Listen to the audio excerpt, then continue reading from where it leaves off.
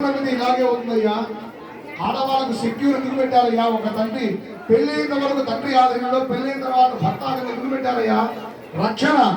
వారికి ఏదైనా హాని కలిగితే ప్రపంచమే నాశనం అయిపోతుంది తప్ప ఆ కుటుంబం నుంచి మొత్తం ప్రపంచం అంతా నాశనం అవుతుంది. ఎక్కడో జరిగితే ఇక్కడ మనం బాధపడుతున్నాం.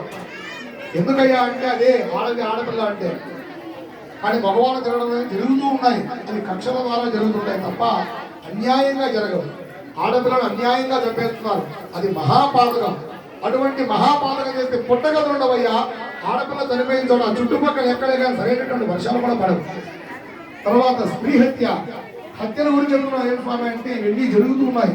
ఈ రోజుల్లో ఎక్కువగా జరుగుతున్నాయి. మనం చెప్పుకోవడం ద్వారా కనీసం కొన్ని కూడా ఆగినా కూడా ఒక్కటైనా కూడా ఆ భగవంతుడు అనుగ్రహం మన గ్రామం అంతా కూడా సురక్షంగా ఉంటుంది. స్త్రీ శిశు హత్య.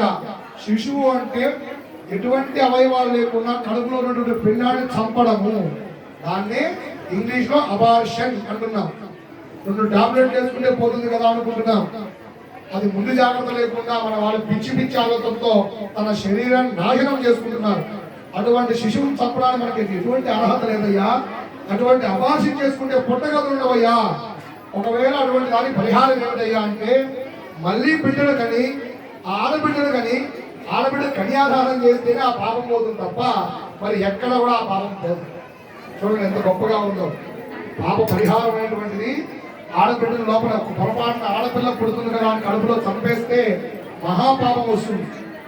అక్కడ ఆడబిడ్డలు చంపుతాం, కడుపులో పెద్దయినాక ఆడపిల్లలు చంపుతున్నాం.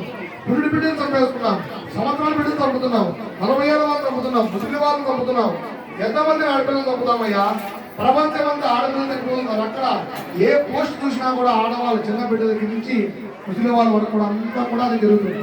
అది మహాపాప నివృత్తి. అవన్నీ జరగకుండా ఉండాలంటే మనం భగవంతుని ఆరాధన చేయాలి. భగవంతుని ఆరాధన చేయడం వల్ల మంచి మనసు కలుగుతుంది. ఎప్పుడైతే మంచి మనసు కలుగుతుందో దుర్బుద్ధి అనేటువంటిది మన ఆలోచన నుంచి బయటికి వెళ్ళిపోతుంది. మంచి మనసు కలుగుతుంది. అందుకనే మంచి మనసు కలగాలంటే మగవాళ్ళు కూడా భగవంతు ఆరాధనకు రావాలి. ఆడవాళ్ళు